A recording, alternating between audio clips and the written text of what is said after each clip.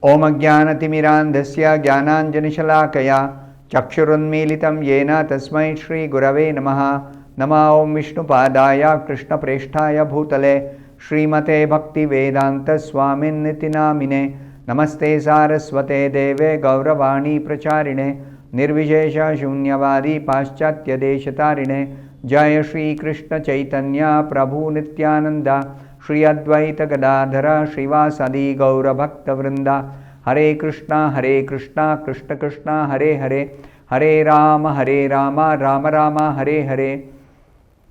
Om Namo Bhagavate Vasudevaya Narayanam Namaskritya Naram Chaiva Narottamam Devim Saraswatim Vyasam Tato Jayam Mudirayet. In this session, we'll be discussing from two verses, the 43rd and the 44th verses of the 15th chapter of the first canto of Srimad Bhagavatam. So, to begin with the 43rd verse, Chiravasa Niraharo Baddhavan Mukta Murdhajaha Darshayan Atmano Rupam Jadonmatta Pishachavat Anavekshamano Niragat Ashunvan Badhiro Yatha. The meaning of this 43rd verse is, after that, Maharaj Yudhishthira dressed himself in torn clothing, gave up eating all solid foods, voluntarily became dumb and let his hair hang loose. All this combined to make him look like an urchin or madman with no occupation. He did not depend on his brothers for anything, and just like a deaf man, he heard nothing. So, these are all different steps towards totally becoming materially free. Freedom from material entanglement, material engagement, material activities. Completely stop all that. And do what? Fully engage only in devotional service. We don't require any of these material facilities or material senses or material anything. Don't require. So in the purport, Srila Prabhupada explains, thus being freed from all external affairs, Yudhishthira Maharaj had nothing to do with imperial life or family prestige, and for all practical purposes he posed himself exactly like an inert mad urchin and did not speak of material affairs. Basically now he doesn't want to be bothered by anybody for anything material. He himself has cut off from all material engagements, but he doesn't want other people, as long as he is living in the body, before he quits the body, he doesn't want other people to come and bother him with some material things. So that others will not bother him, he was dressed in torn clothing and he posed as if he is a mad person, some street vagabond, simply roaming aimlessly. He has nothing to do. So who will even approach him or think of talking to him or asking him or associating? Nobody will bother. They'll rather keep distance. Oh, some madman, better I stay away from him. He had no dependence on his brothers who had all along been helping him. See, when Yudhishthira Maharaj was ruling, he was in family life, so his brothers were assisting him. His brothers were strategizing with him, discussing with him, but all that completely stopped. No more any dependence on brothers or any connection with brothers, nothing. This stage of complete independence from everything is also called the purified stage of fearlessness. Purified stage of fearlessness. As long as there is any material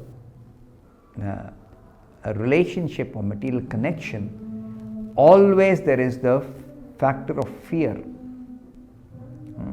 Bhayam dvitiyabhiniveshata syat ishadapetasya viparyayo smritihi.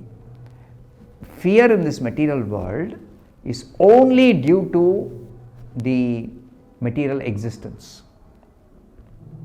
It's called the Dvitiya Abhiniveshataha. It is the second kind of atmosphere in which the pure spirit soul is placed. Foreign atmosphere. Incompatible. Spirit soul is meant to live in the spiritual world, spiritual energy, in spiritual atmosphere. But if the spirit soul is placed in material energy, material atmosphere, material world, then it's incompatible. So immediately what happens? Fear. So the purified stage where one is completely spiritualized is freedom from all fear, no material existence. That is complete freedom from all fear. 44th verse. Udicim pravivesha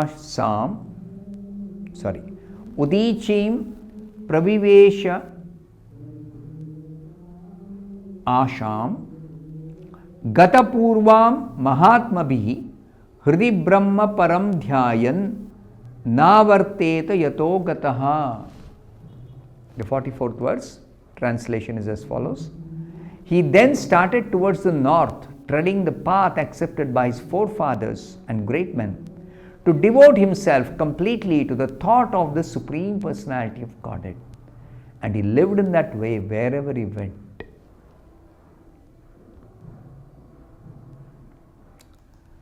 So, in the purport, Srila Prabhupada says, it is understood from this verse that Maharaj Yudhishthira followed in the footsteps of his forefathers and the great devotees of the Lord.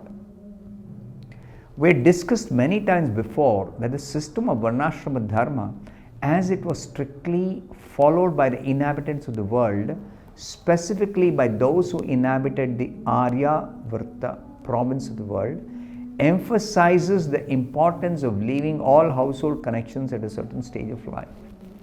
Arya-Varta means the tract of land which is now called India, between the Himalayas and the Indian Ocean.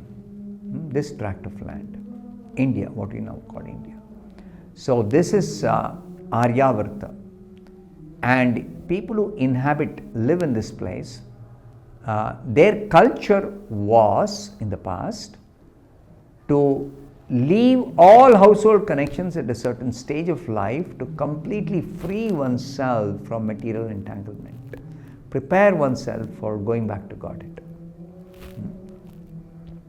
The training and education was so imparted, and thus a respectable person like Maharaj Yudhishthira had to leave all family connection for self-realization and going back to Godhead. Now somebody may wonder, Yudhishthira was such a respectable person as the emperor of the world. He is dressing in torn clothing and he is acting as a madman.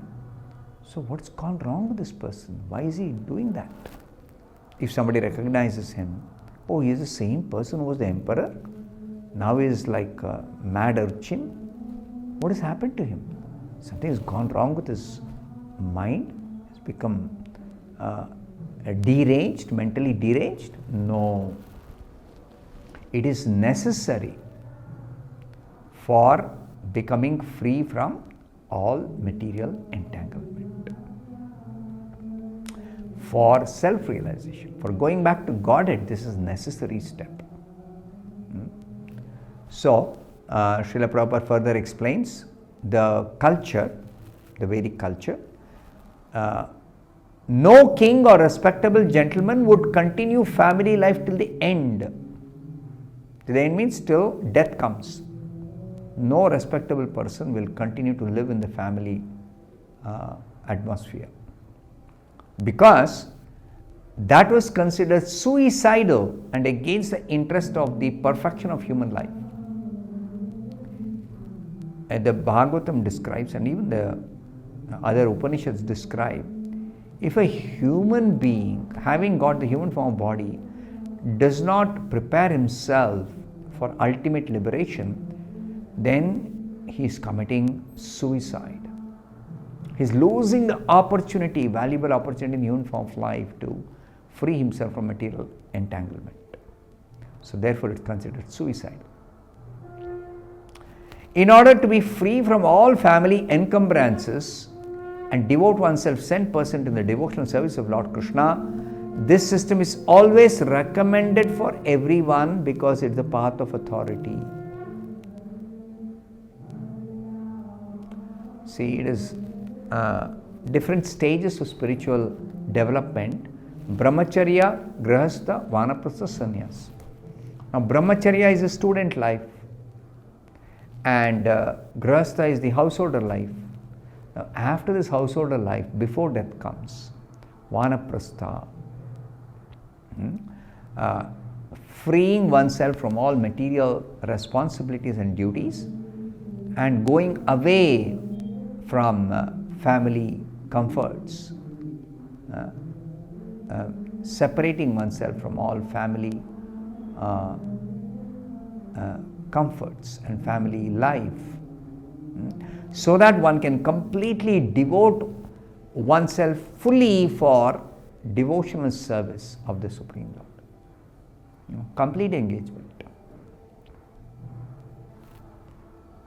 Now, Prabhupada quotes the Bhagavad Gita. The Lord instructs in the Bhagavad Gita in the 18th chapter, 62nd verse, that one must become a devotee of the Lord at least at the last stage of one's life. A sincere soul of the Lord, like Maharaj Yudhishthira, must abide by this instruction of the Lord for his own interest.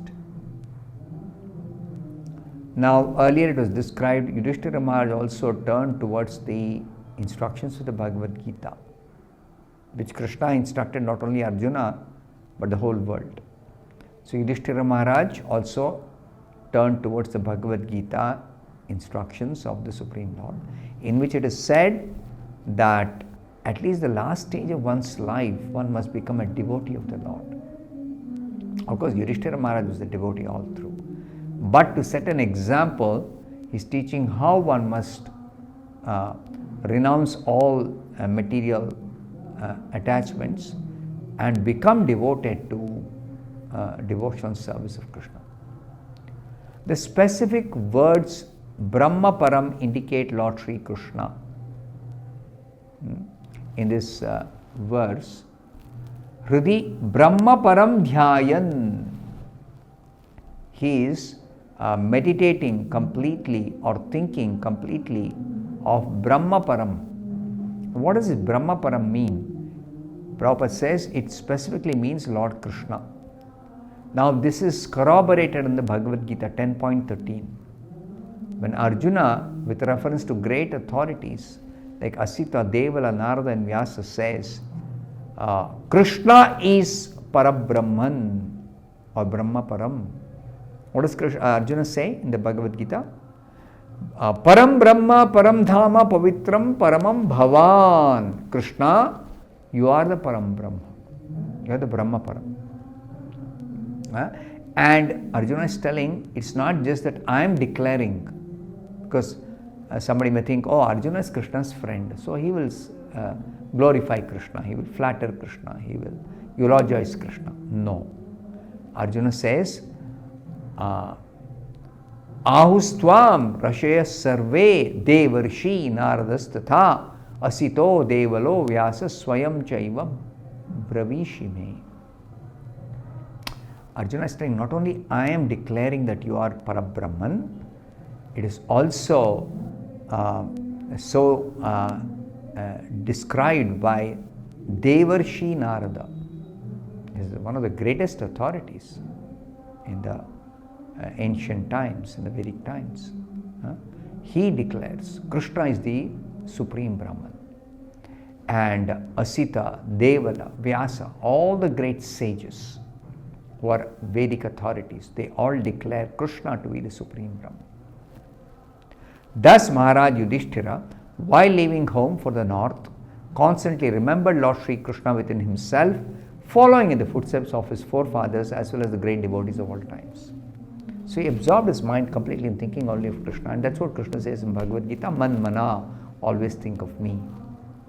So Yudhishthira Maharaj cut off all material connections and began to think of Krishna and proceeded towards north in what we say as Mahaprasthana. This will be further described in the next verse. I'll stop here. Thank you very much. Hare Krishna.